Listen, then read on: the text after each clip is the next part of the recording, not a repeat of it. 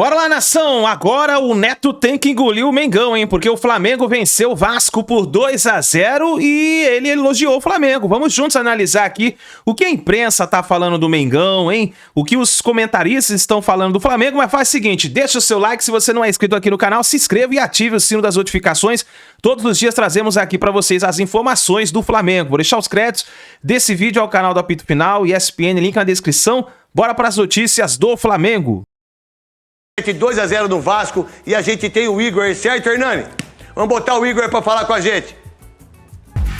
O primeiro clássico dos milhões da temporada. Quase 45 mil torcedores foram ao Maracanã. E no primeiro tempo, só um time jogou. Com muito mais posse de bola, o Flamengo dominou as ações. Aos 27 minutos, Plata foi derrubado por Zuccarello na área. Pênalti. Bruno Henrique bateu e fez. Foi o 9º gol dele diante do Vasco em 14 partidas. Mais um do homem clássico.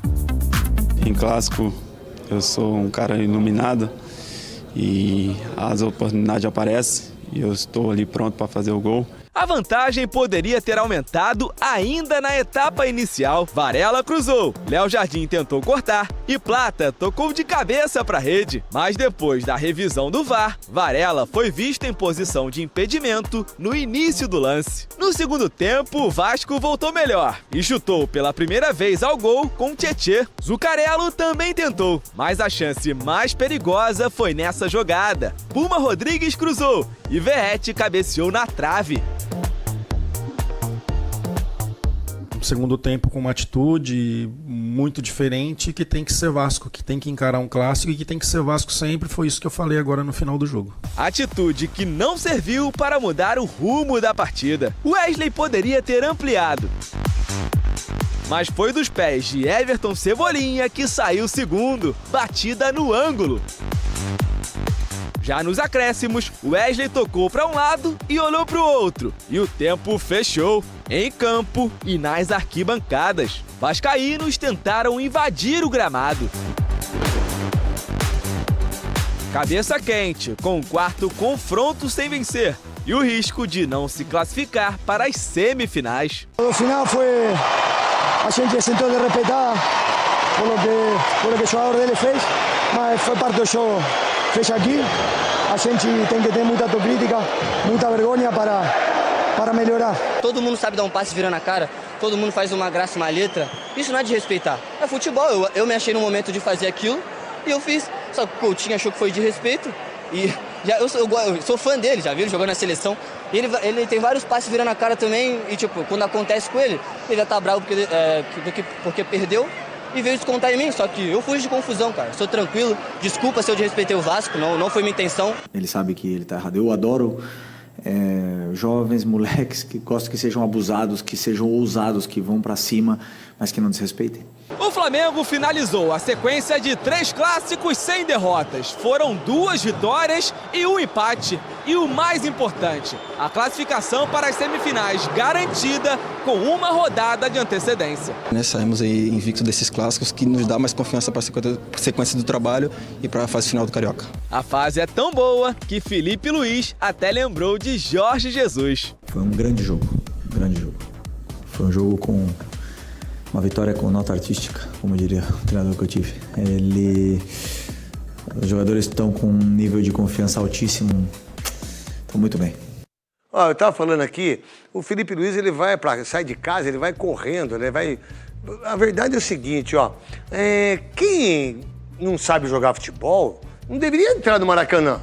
Então vocês não podiam jogar com o Rivelino, que é elástico. Não podia jogar com o Adílio, que é caneta. Vocês não podiam jogar com o Andrade. Vocês não podiam jogar com o Roberto Dinamite. Vocês não podiam jogar com o Carlos Alberto Pintinho. Vocês não podiam jogar com o Uri Geller, ponta esquerda. Vocês não podiam jogar com o Lico. Vocês não poderiam jogar com o Giovani. Vocês não podiam jogar contra o Romário. Vocês não podiam jogar. Ou seja, é uma vergonha o Vasco querer arranjar uma briga com esse menino Wesley, que por sinal tem que ser convocado para para a Copa do Mundo, que hoje é um dos melhores laterais direitos do Brasil, é o Wesley. Parabéns, Wesley, por você ter jogado futebol. Ô Coutinho, você mesmo na zona 14, você não foi pra zona 14 com o Tito, você não vai em zona e você também não joga. E aí você quer ficar bravinho porque aí o Wesley jogou futebol, Rosinei. É brincadeira, craque, é brincadeira. Ele não fez nada demais ali, né? Fez uma graça, que é normal do futebol. O Mário Sérgio, que tá no céu, não jogava futebol. O Mário Sérgio, o Sócrates, que dava de calcanhar, também não podia jogar futebol. E hoje, vocês... O que ele fez demais ali, Rosinei? Não fez nada demais, craque. Ele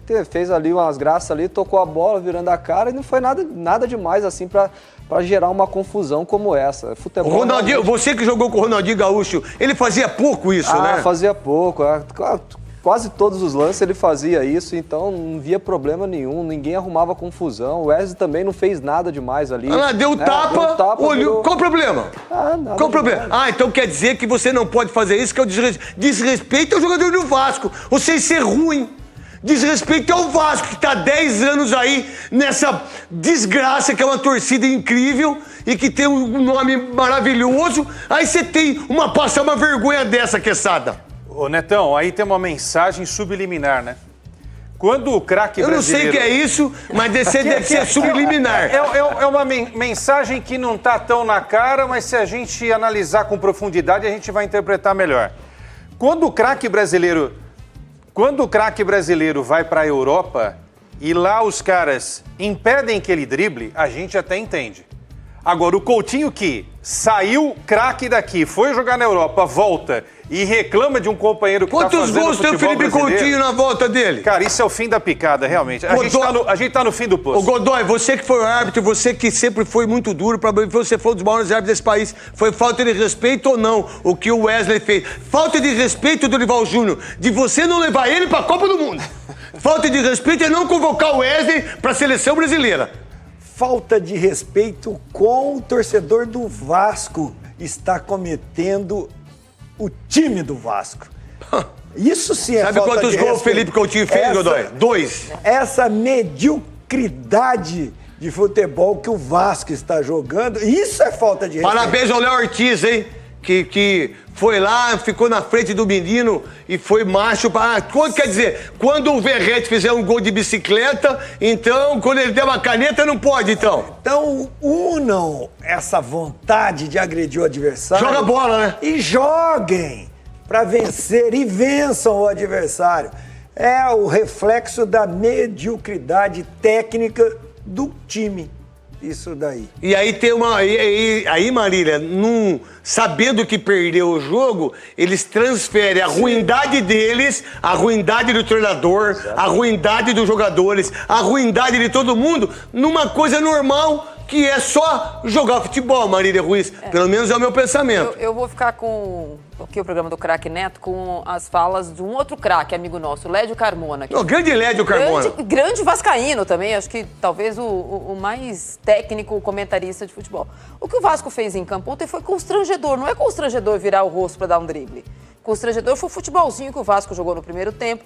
Constrangedor é as ideias e não ideias do Pedrinho para que o time vai ou não vai fazer. Você não contrata o Carille para jogar igual o Guardiola, mesmo que você não tenha os jogadores. Os técnicos pensam diferente futebol. Acho que a melhor coisa que aconteceu para o Vasco ontem foi a entrevista do Verrete, que foi o melhorzinho. Falta de vergonha. A gente precisa ter autocrítica e fazer jogar o Vasco jogar mais do que está jogando. É isso que o Vasco precisa fazer, porque me parece que o Vasco, o único carioca que não está no Super Mundial, de novo vai entrar no Campeonato Brasileiro, se classificando ou não se classificando para a final do Campeonato Carioca, para lutar contra alguma coisa ou tentar uma vaga em Sul-Americana. E o Vasco está há muito tempo nessa. O Vasco há muito tempo deixa de ser o Vasco, né?